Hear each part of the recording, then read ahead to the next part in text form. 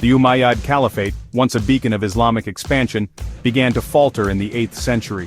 Their rule, centered in Damascus, grew increasingly detached from the concerns of the vast empire they governed. Resentment simmered, particularly in Persia, where the Abbasids, claiming descent from the Prophet Muhammad's uncle Abbas, found fertile ground.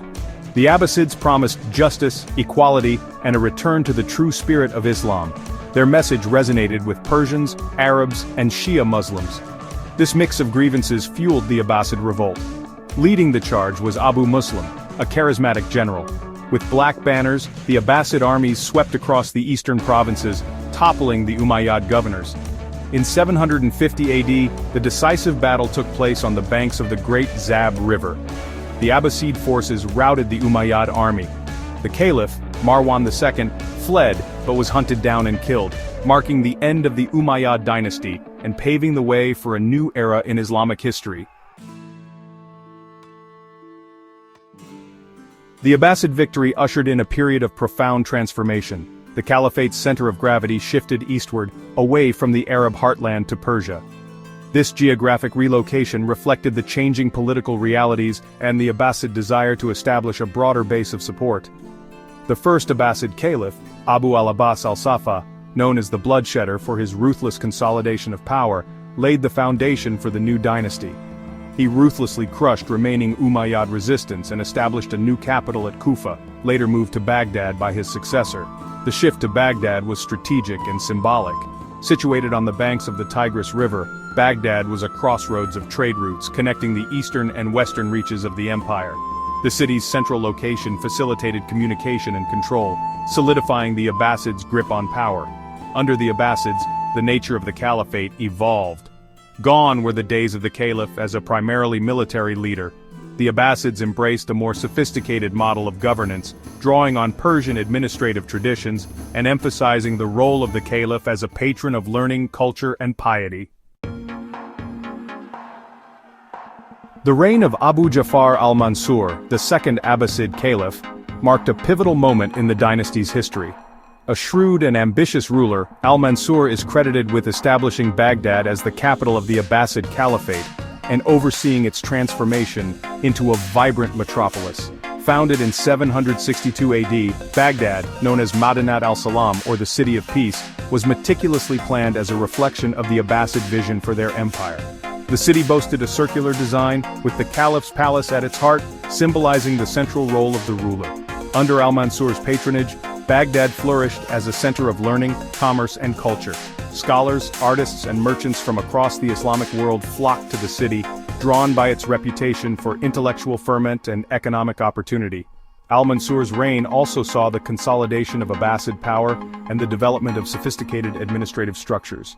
He established the Diwan, a system of ministries responsible for various aspects of governance, from finance to the military. This centralized bureaucracy proved instrumental in managing the vast and diverse Abbasid Empire. The Abbasid Caliphate reached its zenith under the reign of Harun al-Rashid, the fifth caliph, whose name became synonymous with the opulence and cultural brilliance of the Islamic Golden Age. Ascending to the throne in 786 AD, Harun inherited a vast and prosperous empire stretching from North Africa to Central Asia. Harun's reign was marked by a period of unprecedented peace and prosperity. Trade flourished, fueled by the Abbasid control of key trade routes and the stability that their rule provided. The caliph's coffers overflowed, allowing him to become a lavish patron of the arts, sciences, and scholarship.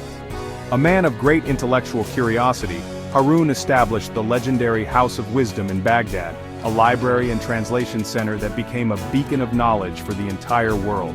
Scholars from different faiths and backgrounds gathered here, translating ancient Greek and Persian texts into Arabic, preserving and transmitting knowledge for generations to come. Harun's court was a magnet for poets, musicians, and storytellers. He is said to have been a great admirer of the legendary storyteller Scheherazade, whose tales, as recounted in 1001 Nights, captured the imagination of the caliph and immortalized the era's cultural vibrancy.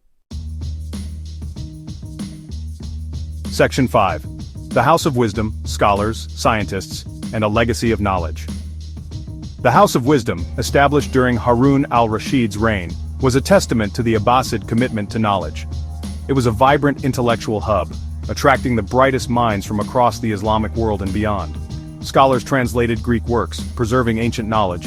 They delved into mathematics, astronomy, and medicine, making groundbreaking discoveries. Muhammad ibn Musa al-Khwarizmi revolutionized mathematics with his work on algebra. His book laid the groundwork for algebra, a fundamental branch of mathematics. The House of Wisdom was also a center for innovation. Scholars developed new technologies, from astrolabes to water clocks. The knowledge spread throughout the Islamic world and influenced the European Renaissance. Section 6. Shadows lengthen, internal strife, and the seeds of decline. Despite the outward splendor of Harun al-Rashid's reign, cracks began to appear in the Abbasid edifice. Internal strife, fueled by succession disputes and factionalism within the ruling elite, weakened the caliphate from within. Harun's death in 809 AD triggered a civil war between his sons, Al-Amin and Al-Mamun, each vying for the throne. The ensuing conflict, known as the Fourth Fitna, lasted for 5 years and drained the caliphate's resources, leaving it vulnerable to external threats. Although Al-Mamun emerged victorious, the civil war had a lasting impact. It exposed the fragility of Abbasid unity and set a dangerous precedent for internal conflict. The caliphate's power, once seemingly unassailable, began to wane. Adding to the Abbasids' woes was the rise of powerful regional dynasties within the empire. Section 7. The crumbling edifice, from civil war to foreign incursions. As the Abbasid Caliphate grappled with internal divisions, external pressures mounted. From the 9th century onwards, the empire faced a series of invasions and incursions that further eroded its power. In the west, the Byzantine Empire, sensing an opportunity, launched offensives to reclaim lost territories. In the east, the Saffarids and Samanids, Persian dynasties seeking to revive their ancient glory, chipped away at the eastern frontiers of the Abbasid domain. The caliphs, struggling to maintain control over their vast empire, increasingly relied on mercenary armies often composed of Turkish Mamluks, slave soldiers recruited from Central Asia. While initially formidable, these Mamluks grew powerful and began to assert their influence, further destabilizing the caliphate. By the mid-10th century, the Abbasid Caliphate had been reduced to a shadow of its former self. The caliphs, once all-powerful rulers, became figureheads, their authority confined to Baghdad and its surrounding areas. Real power lay in the hands of powerful military commanders and ambitious regional governors. Section 8. The Mongol Cataclysm, the Fall of Baghdad, and the End of an Era. The final blow to the Abbasid Caliphate came in the 13th century with the Mongol invasions. Led by the ruthless Hulagu Khan, grandson of Genghis Khan, the Mongols swept across Central Asia, leaving a trail of devastation in their wake. In 1258 AD, the Mongol hordes reached Baghdad, the once mighty capital of the Islamic world. The city, weakened by internal strife and ill-prepared for the ferocity of the Mongol assault, fell after a brief siege. The Mongols, known for their brutality, sacked Baghdad, massacring its inhabitants and destroying its libraries, mosques, and palaces. The Grand Library of Baghdad, containing countless priceless manuscripts and scientific treatises, was thrown into the Tigris River, its ink said to have turned the river black for days. The Caliph, Al-Mustasim, was executed, bringing an abrupt and bloody end to the Abbasid dynasty. The fall of Baghdad marked not only the end of a caliphate but also the symbolic collapse of a vibrant civilization that had flourished for centuries. Section 9. A Legacy Forged in Time, the Enduring Impact of the Abbasids. Despite its dramatic fall, the Abbasid Caliphate left an indelible mark on history. The Golden Age that unfolded under their rule witnessed an unprecedented blossoming of art, science, literature, and philosophy, shaping the course of Islamic civilization and influencing the world beyond. The Abbasids' patronage of knowledge led to groundbreaking discoveries in mathematics, astronomy, medicine, and other fields. Their scholars preserved and translated ancient Greek and Persian texts, transmitting knowledge that would later fuel the European Renaissance.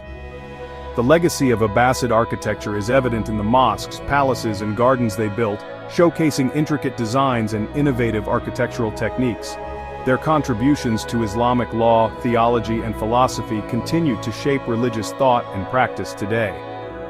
Although the Abbasid Caliphate met a violent end, its legacy lives on in the cultural and intellectual achievements that continue to inspire and influence the world. The story of the Abbasids serves as a reminder of the cyclical nature of empires, the importance of knowledge and cultural exchange, and the enduring impact of human creativity, even in the face of adversity.